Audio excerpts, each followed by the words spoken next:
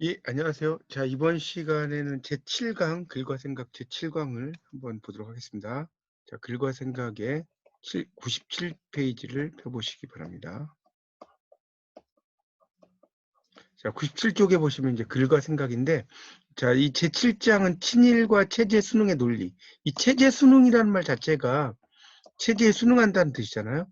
이게 이제 친일을 다른 말로 표현한 거다 이렇게 보시면 될 것 같고요. 자, 그래서 이제 이광수의 작품에 1에서 동포의 고함 이렇게 나왔죠. 이제 동포의 고함을 이야기하는 겁니다. 그래서 이제 이 동포에게 이제 결국은 그 뭡니까 일본과 이제 하나가 되라 이런 걸 이야기하는 상당히 친일적인 어떤 이야기라고 글이라고 이제 볼 수가 있습니다. 일단 여러분 교재 110페이지를 먼저 보겠습니다. 작가에 대해서 좀 보고 작품 들어가겠습니다. 자, 110페이지 보시면 글쓴이 소개라고 나올 거예요. 글쓴이 소개. 자, 여기 이제 보시면 이광수, 자, 1892년생이고요. 1950년에 이제 그까지 살아주셨다고 나왔죠. 자, 이제 뭐 호는 여러분이 이제 춘원은 아시죠? 춘원. 봄 동산이죠. 우리말로 번역하면 춘원 이광수라고 많이 들어보셨을 거고, 평북 정주 출생이고 메이지 학원 졸업했죠. 일본 와세다대 수학 여기 나왔습니다. 그리고 이제 뭐 소년을 발행도 했고 시소설, 문학론, 논설, 춘원의 최초의 작품 이게 이제 상당히 시험에 잘 나오는데요. 자, 거기 밑줄 치세요. 춘원의 최초의 작품은 아이러니컬하게도 일본 유학 당시 이보경의 이름으로 쓴 일문소설 사랑인가다. 이게 시험에 아주 잘 나와요. 이게 이제 일문소설이에요. 이제 춘원의 최초의 작품은 국문소설이다. 이렇게 이제 이야기하는 경우가 많거든요. 국문소설이 아니고 일문소설이라는 거.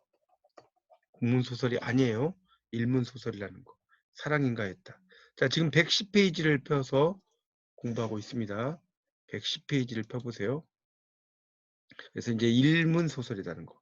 그 다음에 1910년에 대한흥학보, 소년 청춘 등의 단편 이런 작품들을 발표했고요. 그 다음에 이제 본격적으로 작품 활동을 했습니다. 자, 오른쪽 111쪽을 펴보세요. 자, 111쪽을 펴보시면, 자, 111쪽에서 이제 또 이제 중요한 몇 가지를 또 보고 넘어가도록 하겠습니다. 자, 거기에서는 이제 첫째 줄이죠. 첫째 줄에 한국 최초의 근대 장편 소설인 무정을 1917년 매일신보에 연재했다는 거 밑줄 쫙 쳐놓으세요.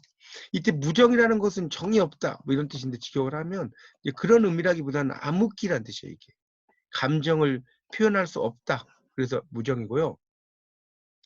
그 다음에 이제 거기 그 한 5줄 내려오면 1919년 거기 밑줄 주세요. 28 독립 선언서 기초했다. 28 독립 선언서 기초했다 이런 말이 있을 거예요. 밑줄 쫙 쳐놓으세요. 그리고 이제 주요 작품이 쭉 있는데 뭐 다 암기할 필요는 없고요. 특히 이제 역사 소설을 많이 썼다는 거고요. 그다음에 쭉 내려가다 보면 한 위에서 한 서너째 줄쯤에 보면 3.1 만세 운동의 소식을 상해에서 듣는가 하면 중일 전쟁 시에는 이 수양동우회란 말이 있어요. 수양동우회. 이 수양동우회라는 것은 일종의 그 도산 안창호가 중심이 됐다라고 써놓으세요. 그 사건으로 이제 감옥에 갇혔고요. 광복 후에 일제 말엽 회절, 그러니까 절개를 훼손했다는 거. 회절이란 말 상당히 이제 그 고대 소설에서 많이 나오죠. 절개를 훼손했다. 그래서 배비장전 같은 경우가 이제 대표적인 회절 소설 아닙니까? 고전수로 공부해 보셔서 아시겠지만, 그러니까 이제 그 일제 반대하는 것을 이제 꺾어서 친일로 갔다 이런 뜻이겠죠. 그렇게 이해하시면 되겠고요. 그 다음에 이제 생사불명에다가 1950년에 만포라는 지역에서 병들어 죽었다는 것으로 확인되었다라고 이야기가 됩니다. 그래서 쭉 내려가다 보면 밑에서 넷째 줄에 1939년에 친일 어용단체 조선문협회 회장, 또 가야마 미스로라는 일본식 이름이죠. 이게 이제 창씨개명이 한마디로 거기다 창씨개명이라고 써져 있죠. 한자로는 이제 향산 광랑이죠. 그래서 이제 친일적 행적도 있다. 비판의 대상이 된다라고 나오고 있죠. 그래서 이제 상당히 이제 유명한 최초의 그 근대적인 소설을 쓰기도 했지만 이렇게 친일적인 소설을 통해서 상당히 이제 비판을 받고 있다라고 이해하시면 될 것 같고요. 자, 112쪽을 펴보시면 동포의 고함에 관하여 이렇게 나왔죠. 1940년 이광수가 쓴 친일적인 여기다 붙일 정서요. 친일적인 성격의 글이에요. 이게 아주 중요하고요. 그래서 이제 동포에게 고한다는 일본어 표현을 써놨죠. 이광수의 친일 행적이 적나라하게 드러난 이 글을 이경훈이 동포의 고함이라는 제목으로 번역했고, 동포란 자, 여기서 이제 중요한 게 이 동포는 뭐냐? 일본인을 포함하는 거예요. 일본인을 포함한다. 일본인만 한다는 게 아니라 포함을 한다는 거예요. 그래서 한국인과 일본인은 같은 동포다. 춘원은 일본을 조국으로 생각하며 피식민지를 극복해야 한다는 생각, 즉 일본의 국민이 되어 민족을 보존해야 한다는 생각을 펼치면서 근대적 시민에 나아가지 못하고 천황에 대한 충성, 이게 황민이라고 나왔죠. 황제에게 충성하는 백성이라는 뜻입니다. 그래서 이제 그런 내용을 이야기하고 있다. 뭐 이런 정도로 이해하시면 될 것 같습니다. 자, 작품을 한번 간단하게 정리를 좀 해보도록 하면요. 자, 97쪽을 보세요. 97쪽을 보시면, 자, 보세요. 자, 너와 나라고 나왔죠? 97쪽 다시 갑니다. 자, 여기 보면 군, 이때 군이라는 것은 이제 여러분 한자에서 이렇게 군자가 나오잖아요. 그러면 두 가지로 해석해요. 첫 번째 임금. 두 번째는 뭘까요? 두 번째는, 이게 그대란 뜻이에요. 그대. 우리가 그, 뭡니까? 정지상의 대동강이라는 시에서도 송군 남포 동비가라 이런 말 있지 않습니까? 대동강에 보면 그대를 보낸다는 거잖아요. 남포에서 그대를 보내니까 동비가 슬픈 노래가 북받친다.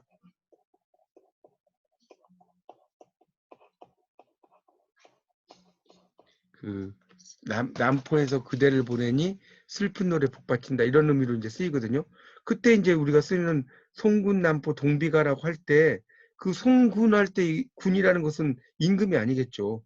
남포에서 그대를 보낸다 이런 정도로 이해를 하실 수 있겠죠. 그렇게 이제 번역이 됩니다. 아, 제가 여기 물 숫자를 빼먹었네요. 이렇게 송군 남포 동비가죠. 그러니까 이 포자라고 하는 것은 이제 일종의 대동강을 가리키는 거죠. 그러니까 이 남포라고 하는 것 자체가 대동강을 가리키는 겁니다. 그러니까 대동강에서 그대를 보내니 슬픈 노래가 움직인다 이런 뜻이죠. 하여튼 이제 그런 정도로 해석이 되겠죠. 그래서 군은 그대죠. 나는 그대에게 모든 것을 털어놓겠네 하면서 막 이야기를 하는 거고요. 한 7줄 정도 쭉 내려가면 있죠. 내가 군이라고 부르는 것은 거기 밑줄 있어요. 야마토 민족 전체다. 야마토가 뭐냐? 밑에 나왔죠. 일본을 가리킨다고 나왔죠. 나라고 지칭하는 것은 반도인, 그러니까 한반도, 그 대한민국을 이야기하는 거죠. 뭐 그런 것을 이야기하고 있습니다. 뒤에는 이제 쭉 여러분 읽어보시고 그 99쪽으로 이제 넘어가겠습니다. 중요한 포인트만 이야기할게요. 자, 99쪽을 이제 보시면 거기 세 번째 단락. 나의 참회. 하지만 잘못된 추측을 버리고 새롭게 깨달은 오늘의 눈으로 보았을 때 과거 30년간 나를 위해 행해진 모든 일은 어느 것이든지 나를 생각 없이는 대여심. 자, 밑에 6번 각주 보세요. 대여심. 천황의 마음이라고 나왔죠. 정확히 말하면 천황의 마음인데 천황의 천황 폐하에 이렇게 필기하세요. 어진 마음. 이게 정확한 표현이에요. 이걸 이제 줄여서 이렇게 쓴 겁니다. 천황 폐하의 어진 마음이죠. 대여심. 나타났다. 그래서 이제 일본의 영향으로 교통이 열렸고 교육이 보급되었고 위생시설이 완비되었고 치안 확보되고 산업이 진흥되었다. 뭐 이런 식으로 써놨죠. 그러니까 이제 일본이 우리에게 좋은 영향을 많이 끼쳤다는 내용으로 쭉 이야기를 하고 있습니다. 읽어보시면 아시겠지만 뭐 그런 내용은 쭉 여러분 읽어보세요. 이건 뭐 우리말로 여러분 충분히 읽으실 수 있는 내용이니까. 자, 100페이지로 이제 가면 거짓 없는 참회라고도 나오죠. 그래서 거짓 없는 참회. 그래서 여기서도 이제 이 일본에 대해서 이제 우리가 그 뭡니까 참정권 같은 경우도 이제 이야기를 하고 있죠. 그 100페이지에 보면 첫째 줄에 참정권에 대해서는 왜 말하지 않는가? 그것은 말할 필요가 없는 것은 아닐까? 의무교육이 실시되고 징병령이 실시되어 조선인 아이들이 전부 국민교육을 받고 그 장정들이 내 아들이 말이야 군인이 되어 총을 들고 전선으로 간다. 그렇게 났죠. 그러니까 그렇게 되면 완전 일본 식민이 되기를 마친 것이 아닌가라고 이야기하면서 이제 그 하나 되는 것을 이야기하는 거죠. 그러니까 이런 것들은 이제 우리가 뭐라고 합니까? 내선일체라고 합니다. 내선이라고 할 때 내는 일본을 가리키는 거고요. 선이란 건 조선을 가리켜. 그러니까 조선과 일본이 하나가 된다. 자, 이게 바로 내선일체죠. 자, 여기 이제 이 그 파트를 읽어보시면 다 그런 내선 일체에 대한 이야기도 쭉 이야기하고 있고요. 그 다음에 이제 좀 더 심화돼서 내선 일체의 가능성이 102쪽에 나옵니다. 102쪽. 그러니까 우리와 일본은 하나다 이거죠. 그런 내용이 쭉 읽어보시면 나오고 있어요. 그건 여러분들도 읽어보시고. 자, 그 다음에 이제 병참 기지로서가 이제 104페이지죠. 병참 기지. 이 병참 기지라는 건 쉽게 말하면 뭐냐면, 일본이 이제 전쟁을 일으키잖아요. 전쟁 물자를 지원하는 그 장소? 뭐 이 정도로 이해하시면 쉬울 것 같아요. 그걸 이제 병참 기지라고 하는 겁니다. 일본의 전쟁을 위해서 여러 가지를 지원해야 된다는 거예요. 쌀도 지원해야 되고, 그렇죠? 뭐 어떤 전쟁의 물자도 지원해야 되고, 등등등. 뭐 이런 이야기를 쭉 써놨습니다. 그렇게 이제 이해하시면 돼요. 자, 105쪽 보세요. 거기 그 세 번째 단락을 보면 조선반도가 병참 기지가 된다는 것에는 중공업의 그것도 포함될 것이네. 바야흐로 압록강, 한강, 하류는 대공업지대가 되려하네. 풍부한 물과 노동력과 부지 그리고 대륙시장과의 거리관계로 진화사변도 원만히 수습되면 조선은 급속도로 공업지대화 될 것이다. 하지만 군사적 정치적 병참기지 못지않게 이 산업적 병참기지를 지키는 것도 조선인의 애국심에 기대하지 않으면 안 되네. 거기 밑줄 쳐놓으세요. 거기 보면 군사적 정치적 병참기지에 못지않게 산업적 병참기지를 지키는 것도 조선인의 애국심에 기대하지 않으면 안 되네. 이런 말 있지 않습니까? 이게 상당히 더 중요하죠.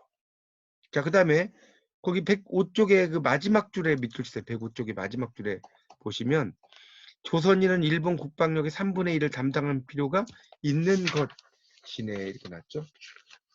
담당할 필요가 있다는 거예요. 이렇게 이제 나오고요. 자, 그 다음에 이제 백일몽이 될 것인가. 106쪽입니다. 106. 백일몽이라는 것은 일종의 몽상이라는 뜻이에요. 몽상. 영어로 이제 이걸 데이드리밍이라고 하는데 몽상이 될 것인가. 자, 거기 그 106쪽의 마지막 단락. 그러나 비록 특별 지원병이지만 군은 이미 반도인 장정이 훌륭히 국군에 편입되는 걸 보았고 가까운 장래 국민 개병. 그러니까 국민은 모두 군대를 간다는 거. 이 개병할 때 지금 106쪽이 밑에서 둘째 줄이에요. 이 개자가 모두 개자예요. 모두 개자. 그러니까 국민은 모두 병사가 된다는 거죠. 남자들은 군대를 가야 된다는 거죠. 그래서 반도인이 이 의무마저 훌륭히 수행하면 문제가 없는 것이 아니냐 이런 식으로 막 이야기를 하고 있습니다. 자, 107쪽의 그 다섯 번째 단락. 군은 내 말을 백일몽이라 생각하는가? 만일 그렇다면 확실히 말해주게. 아니, 결코 군은 그렇게 생각하지 않으리라 믿네. 불행하게도 군이 내 말을 백일몽이라고 생각한다면 모든 것은 엉망진창이네. 자, 그 다음에 이제 군과 나의 노력. 107쪽에. 여기서 지금 군과 나의 노력할 때 이 군이라는 것은 일본 사람이고요. 나는 바로 조선 사람을 가리키는 거죠. 그러니까 일본 사람과 조선 사람의 노력이 되겠죠. 이제 열심히 노력을 해서 이제 그 일본을 도와주자 뭐 이런 이야기입니다. 읽어보시고요. 109쪽. 자, 109쪽에 궁극적으로 도달한 곳이라고 나왔죠. 자, 거기를 보시면 자, 그 위에는 읽어보시고 이제 밑에 셋째 줄 마지막 단락. 이제 붓을 놓겠네. 군은 딱딱한 내 말을 잘도 참고 들어주었군. 고마우이. 천하를 다스리는 신 그리고 군과 나란히 그 다음 밑주세요. 야마토도 고려도 하나가 되기를. 그러니까 야마토가 일본이라고 그랬지. 야마토는 일본이라고 썼는데 일본. 고려는 당연히 뭐겠어요? 한국이죠. 자, 그러니까 하나가 된다. 뭐라고 그랬어요 아까? 내선 일체를 이야기하는 거다. 이해하시면 되겠습니다. 자, 그렇게 해서 이제 여기는 끝내고요. 그 112쪽에 보시면 이제 20살 된 버덱의 서정주 이렇게 나오는 게 있습니다. 112쪽에 보시면. 그래서 이 112쪽에 20살 된 버덱이라는 것도 서정주의 이제 이것도 친일과 관련된 작품이라고 볼 수 있습니다. 그래서 112쪽을 보시면 서정주에 대한 설명 나오죠. 1943년에 쓴 글로 20살의 버색의 학병 이제 지원을 이제 이야기하는 것은 그 이해를 하시면 되겠습니다. 그러니까 그런 것들에 대해서 이제 설명을 할 수가 있겠습니다. 예. 그래서 서정주가 1943년에 쓴 글, 20살의 벗에게는 학병 지원을 권유하는 형식이다. 서정주는 1942년 7월 평론 시의 이야기를 이제 다츠시로 시지오라는 창시명으로 이제 매일신보에 발표했다고 나오죠. 그렇게 이제 볼 수가 있겠고, 그 밑에 있는 것들은 뭐 그렇게 중요하지 않고요. 이제 그래서 이제 거기 밑에서 둘째 줄에 위로 올라가면 이제 왜 이렇게 친일했느냐니까 뭐라고 써요. 일본이 망해도 100년은 갈 줄 알았다. 이 말이. 그러니까 국민총동원령의 강제에 따라 어쩔 수 없이 징용에 끌려가지 않기 위해 신일 문학을 썼다. 살기 어쩔 수 없었던 일이라고 고백을 했다고 나오고 있죠. 자, 그래서 이제 이 20살 된 벗에게라는 113쪽으로 넘어가면 이거는 이제 결국은 뭡니까? 첫 번째는 그 위에서 써놓으세요. 벗들에게 물에 몸을 던지는 수용을 해보기를 권하는 거죠.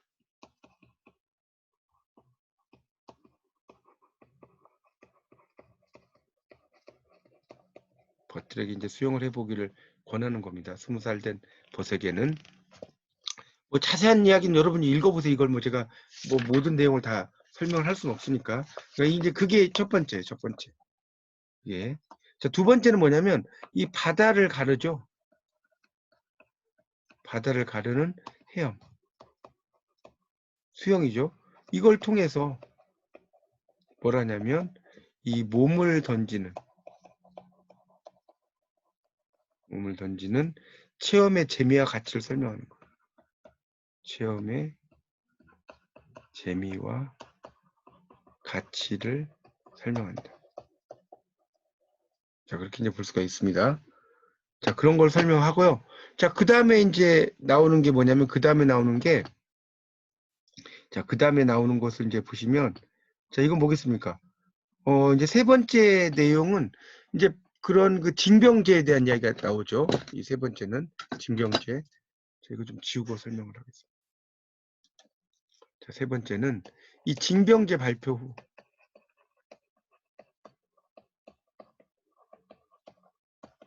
입영 대상의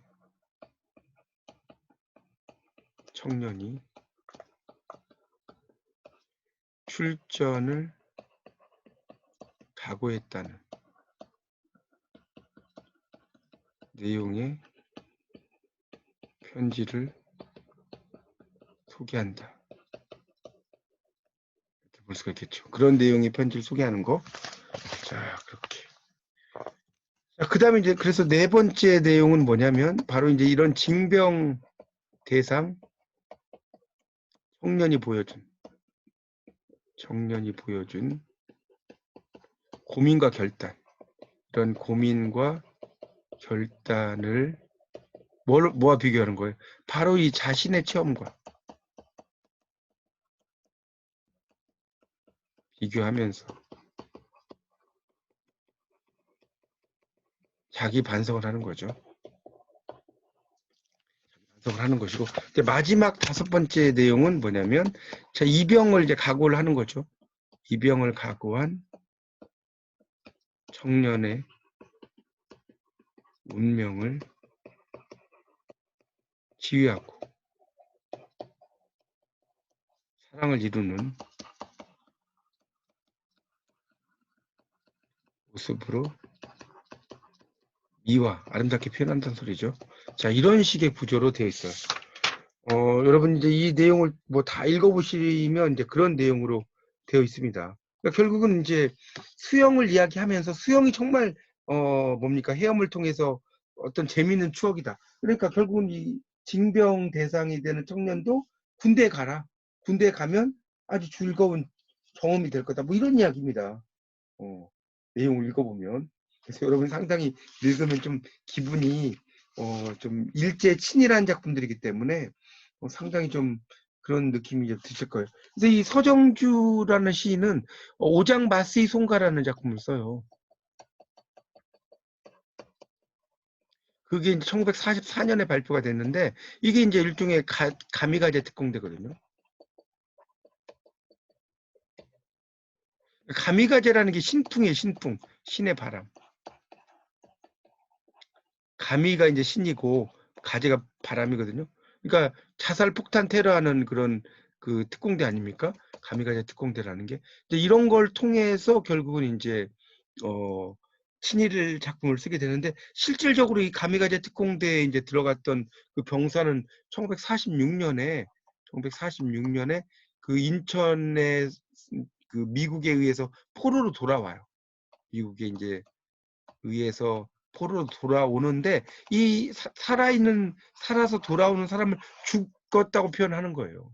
그래서 인제 완전 친일한 그런 작품을 쓰기도 했죠. 오장 마스의 손과라는 작품이 있습니다. 그래서 여러분 이제 그런 내용들을 토대로 해서 이제 보시면 되는데, 117쪽을 보세요. 117쪽. 117쪽을 좀 보시면, 자, 거기 이제 보세요.